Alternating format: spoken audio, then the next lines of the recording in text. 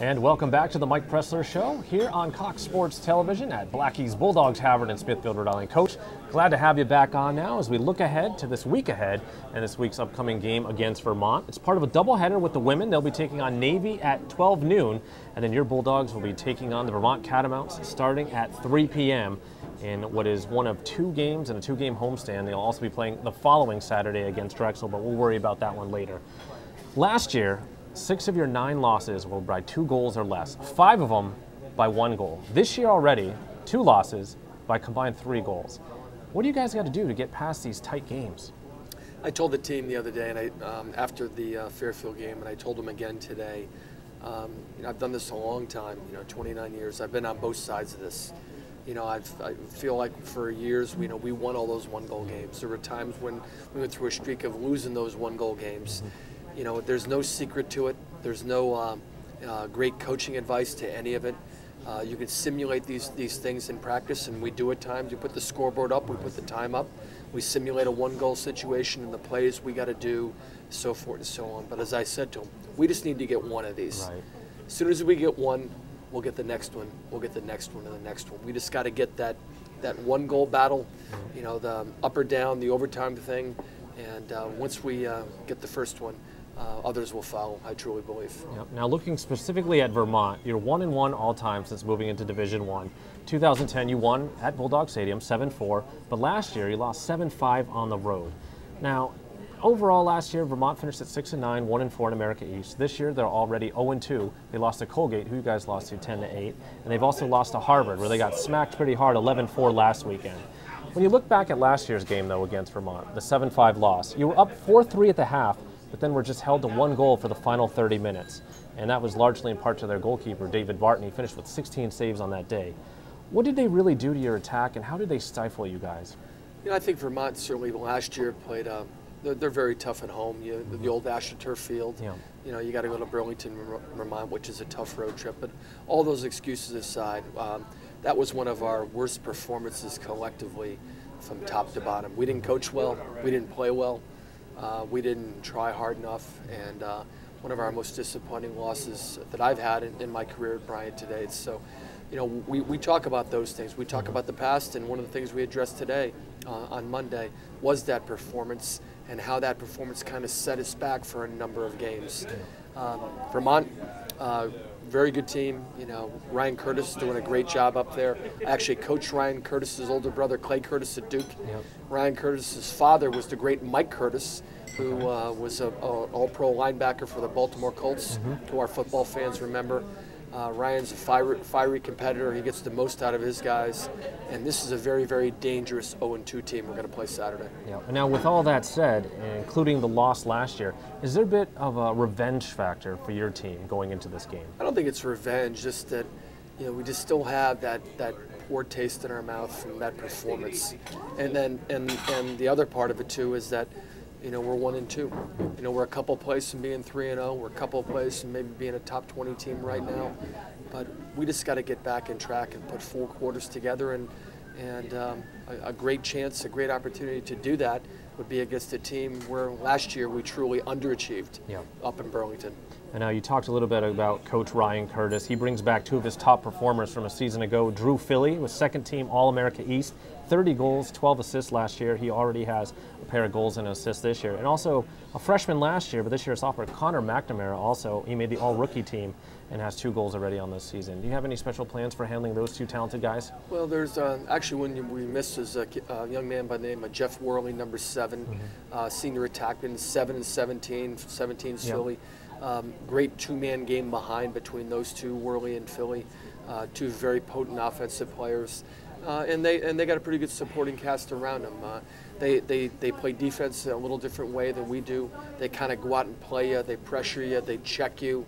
A lot like the way Ryan Curtis played at Virginia. You can see Ryan coaches the D there at UVM, and his team very much emulates how he played as a college player. So a very different look for us matchup-wise, but at one, without question, we're excited about it. Yeah. Now you've just discussed some of Vermont's strengths. Let's look at some of their weaknesses. Face-offs right now, 31%. Goal differential, they've been outscored 21-10 in their 2 games, and also turnovers, they're averaging nearly 20 per game. How do their weaknesses match up against your team's strengths? Well, we're going to get after them on the riding game. That's something we do, and they've struggled in the clearing game a little bit. They got a lot of young players out there too. Ryan's kind of turning over his roster, so to speak. So I don't think there's anything in particular we're going to focus on, strengths versus weaknesses, but we just got to play better. We got to take care of the ball. We got to continue to dominate face-offs. We got to defend them, and we got to stay out of the penalty box. Yeah. Now, Coach, heading into this weekend's game, your Bulldogs have proven to be really strong in certain areas. Kevin Masson has been a monster in face-off X. 61% so far, had about 50% day against Michael Rowe, the transfer out of Drexel last weekend. Do you expect him to have another big day against a team that's only 31% at the X? The face-off matchup is tough to predict. Yeah. I've seen both ends of that, where all of a sudden you see a team that's 30%, but that particular individual is a great matchup against your guy. Right. So we're going to prepare. Casey Broderson, my assistant coach, handles the face-off. We're going to watch them film on their guys and do the best we can to keep that that number. 60% is remarkable, I think, for us. Absolutely. And especially as a young freshman, to say that's going to happen again, I'm not going there. It's going to take a lot of hard work for Kevin and his wings, but I truly believe in the end, that'll be something in our favor, we hope, as we play Vermont. Now, another area where your team's been extremely strong has been man up. 6 of 13 already on the season, good for 46%. Have you guys been doing anything differently this year, or has it just been the luck of the draw? Brad Ross, good schemes. We got 6 quality shooters. There's not one person in that 6-member man up group that can't put the ball in the goals. So I think that's been a key force in this young season. And now you've only had a 3-game sample of full games for your team this year. What have you been most pleased with so far? I would say, the face-off game. That was a surprise to us, a pleasant one. We're a much better team defensively than we were a year ago. We've kind of changed scheme-wise what we're doing there. Jamison Love is on top of his game. Absolutely. And we need, but at the end of the day, those are the pluses. The minuses are, we have better offensive personnel than we've shown. And there's some key players for us to just have to step up. And we're still searching to find that second midfield. We talked about that, the X factor last week. That still hasn't resolved itself, and that's a big question mark as we prepare for Vermont this coming Saturday. Yeah. So 2 guys that have stepped up though for you so far: Colin Dunster, 7 goals and assists.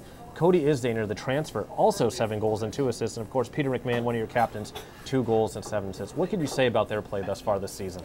Well, Peter's off to a good start. Peter's got to shoot the ball better. Colin Dunster's no surprise to any of us. He's a remarkable athlete and becoming a remarkable lacrosse player. Cody Isdaner, our transfer, filling in that lefty spot, and so I like we're off to a good start offensively, but we can do a lot better at that end, I think. Yeah. And now defensively, you're obviously pleased with Jamison Love, especially coming off the game he had against Fairfield, the 19 saves, 5 in overtime, some clutch saves down the stretch as well. He's only allowed 26 goals on the season and a .629 save percentage. He's been outstanding. Who else have you been pleased with on the defensive end of the field? Mason Poley, arguably the best offensive defenseman I've ever coached. He's been great in this short season. But I think our close defensemen, a freshman Connor Dent, sophomore Matt McGrady, and then junior Glenn Mayrano, 3 first-year starters. And we were holding our breath, 3 weeks ago, on how those guys would perform and react. And from my point of view, I've been very pleased with their consistent performance in all 3 games to date. And now last week you mentioned the second midfield would be the X factor potentially against Fairfield. What did you see as the X factor for this week's game against Vermont? The X factor for us is going to be, point production from players that we haven't seen points from before. As I say from the famous movie, The Usual Suspects, everybody knows about Peter McMahon and Travis Harrington and Max Wiesenberger, Colin Dunster. We need offense from other folks. We need offense from people that haven't done it to date. And we're going to call out some of those guys to step up their game offensively, especially this coming Saturday. Yep. So again, the Bulldogs will be taking on Vermont this weekend, 3 o'clock over at Bulldog Stadium, part of a doubleheader with the women's team. Coach, best of luck there this weekend. Thanks, Mike. Again, all you following us on Twitter, you could keep sending your questions to hashtag Mike Pressler Show. You could also follow us at Bryant Lax and also at Bryant Athletics. We hope you could join us next week for the Mike Pressler Show here on Cox Sports Television.